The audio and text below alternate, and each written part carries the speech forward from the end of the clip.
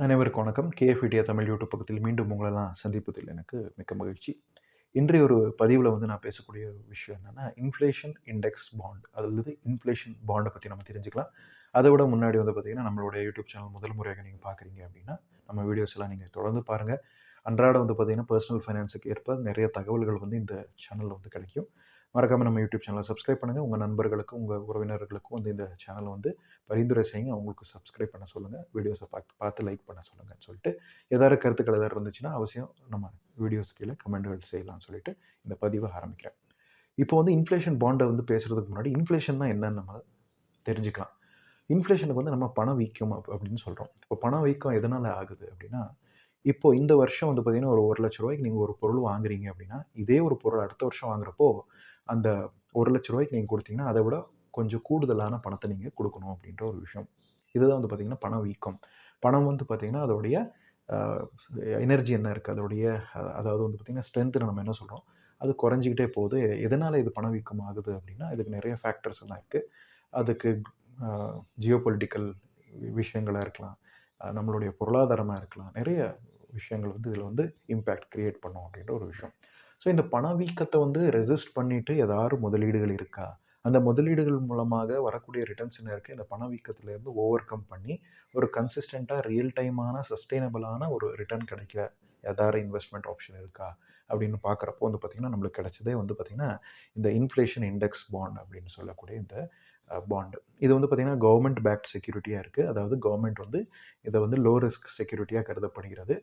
அதேபோல பார்த்தீங்கன்னா, உங்க பணத்துக்கு எந்த விதமான அபாயமும் இல்லாத ஒரு இன்வெஸ்ட்மென்ட் ஆப்ஷனா இது இருக்கு அப்படின்ற ஒரு விஷயம். அதே போலவே உங்களுடைய பணவீக்கம் நடக்க சூழ்நிலையில பார்த்தீங்கன்னா, உங்களுடைய ரிட்டர்ன்ஸ் பார்த்தீங்கன்னா, அதுக்கேத்த மாதிரி அட்ஜஸ்டபிளா இருக்கும் அப்படின்றது தான் இந்த இன்ஃப்ளேஷன் இண்டெக்ஸ் பாண்ட் அப்படின்னு சொல்லப்படுகிறது. இப்போ நீங்க சாதாரணமா ஒரு எஃப்டில போட்டு பணத்த வச்சிருக்கிறீங்க அப்படின்னா, அந்த எஃப்டி மெச்சூர் ஆயிட்டு வருது அப்படின்றப்போ, உங்களுக்கு குறிப்பிட்ட ஒரு தொகை வட்டியா குடுக்கப்படுகிறது. ஒரு 7, 7.5% வட்டின்னு சொல்லி குடுக்கப்படுகிறது அப்படின்னு பார்த்தோம்னா, அந்த 7.5% வட்டியில இன்ஃப்ளேஷன் அப்படின்ற ஒரு ஃபேக்டரே பார்த்தீங்கன்னா, கிட்டத்தட்ட 2லிருந்து 3% முழுங்கியிருக்கும் அந்த வட்டியோடைய ரிட்டர்ன்ஸ் அப்படின்ற ஒரு விஷயம்.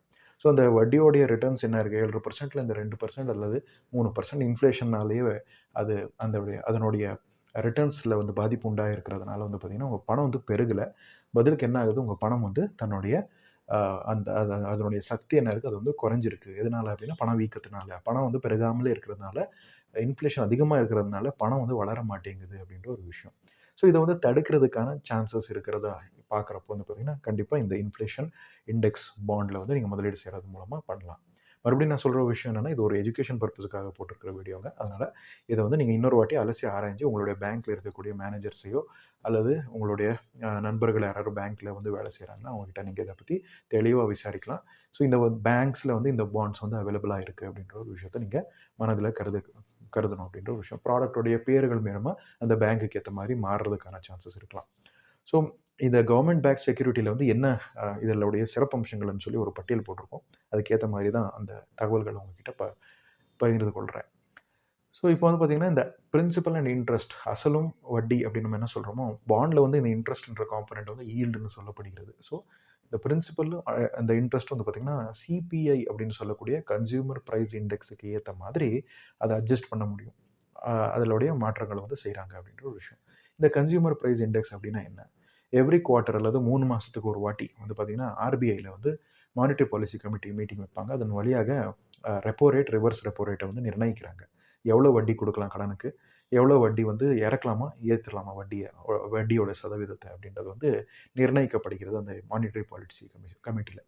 எதன் அடிப்படையில அது நிர்ணயிக்கப்படுகிறதுனா, இந்த சிபிஐன்னு சொல்லக்கூடிய கன்சியூமர் பிரைஸ் இண்டெக்ஸின் அடிப்படையில தான் அது நிர்ணயிக்கப்படுகிறது.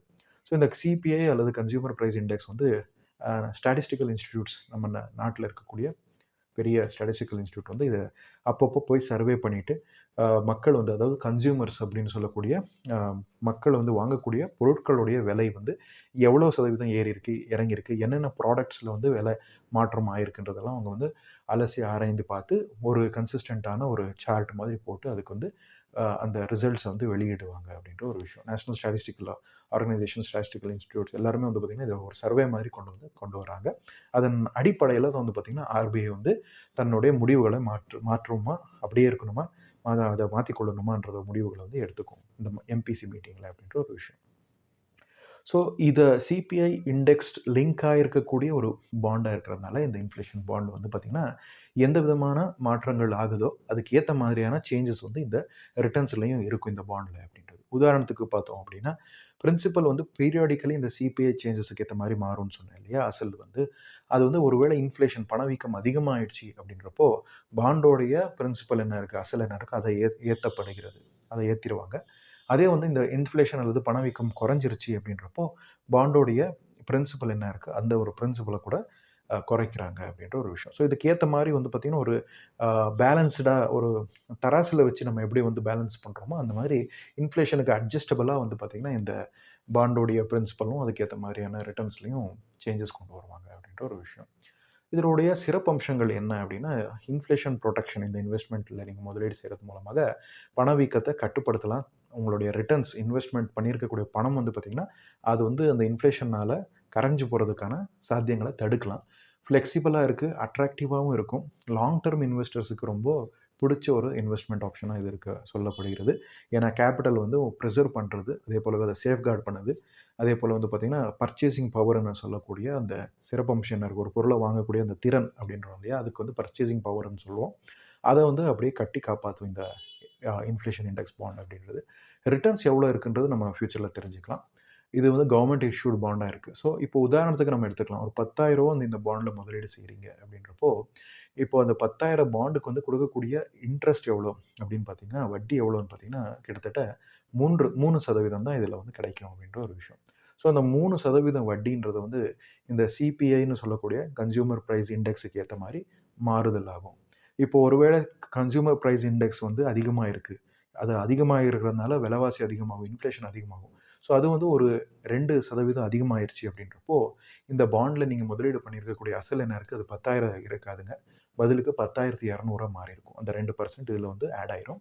அந்த 10,200 வந்து பார்த்தீங்கன்னா கொடுக்கக்கூடிய இன்ட்ரெஸ்ட் என்ன இருக்கோ அது வந்து அந்த 10,200க்கு தான் வந்து 3% கொடுப்பாங்களே ஒழிய அந்த 10,000க்கு கொடுக்க மாட்டாங்க. ஸோ அந்த மாதிரி இதை வந்து பேலன்ஸ் பண்ணப்படுகிறது இன்ஃப்ளேஷனுக்கு ஏற்ற மாதிரி அப்படின்றது. ஸோ இது வந்து பார்த்தீங்கன்னா உங்களுக்கு ரியல் ரிட்டர்ன்ஸ் கொடுக்குது. கன்சிஸ்டண்ட்டான ஆக்சுவல் ரிட்டர்ன் வந்து இதன் மூலமாக நீங்கள் பெற்றுக்கொள்வீங்க அப்படின்ற ஒரு விஷயம். இதனுடைய பெனிஃபிட்ஸ் என்ன அப்படின்னு பார்த்தோம்னா இதில் வந்து முதல் அம்சம் என்னென்னா டைவர்சிஃபிகேஷன் பண்ணுறதுனால உங்களுடைய ரிஸ்க்கை வந்து நீங்கள் குறைச்சிக்கலாம், ரிஸ்க் ரெடியூஸ் பண்ணலாம். அதே போல் வந்து பார்த்திங்கன்னா ரிட்டர்ன்ஸ் அப்படின்னு சொல்லக்கூடிய உங்களுடைய வருமானம் என்ன இருக்குது, இந்த பாண்டின் வழியாக மெச்சூராகி வந்த பிறகு வரக்கூடிய அந்த பாண்டோடைய வருமானம் என்ன இருக்குது, இன்ஃப்ளேஷனில் அட்ஜஸ்டடாக இருக்கிறதுனால அது வந்து பார்த்திங்கன்னா கொஞ்சம் இம்ப்ரூவ்டாக இருக்கும், நல்ல ரிட்டர்ன்ஸ் கொடுத்துருக்கோன்ற ஒரு விஷயம். அதாவது 2வது ஒரு அம்சம் என்னன்னு பார்த்தீங்கன்னா கண்டினியூஸாக ரியல் டைமான ரிட்டர்ன்ஸ் கிடைக்கும். பிரின்சிபல் இன்ட்ரெஸ்ட்டுக்கு அட்ஜஸ்ட் ஆகி அந்த பாண்ட் உங்களுக்கு கன்சிஸ்டண்ட்டாக ரிட்டர்ன்ஸ் கொடுத்துக்கிட்டே போகும் அப்படின்ற ஒரு விஷயம். இன்ஃப்ளேஷன் அந்த சிபிஐக்கு லிங்க் ஆகிருக்கிறதுனால. அதே போலவே 3வது ஆப்ஷன் சிறப்பான அம்சம் லாங் டேர்மில் வந்து பார்த்திங்கன்னா இது வந்து ஒரு ஹெட்ஜிங் மாதிரி கருதப்படுகிறது.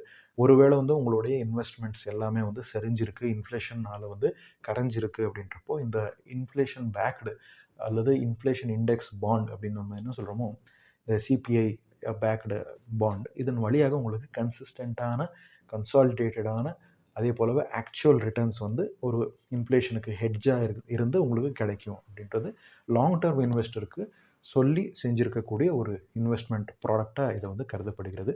முக்கியமாக வந்து பார்த்திங்கன்னா இதை வந்து யாரெல்லாம் இதில் ரொம்ப யூட்டிலைஸ் பண்ணிக்கிறாங்க இந்த ப்ராடக்ட் அப்படின்னு பார்த்திங்கன்னா என்ஆர்ஐஸ் வந்து இதில் யூட்டிலைஸ் பண்ணிக்கிறாங்க.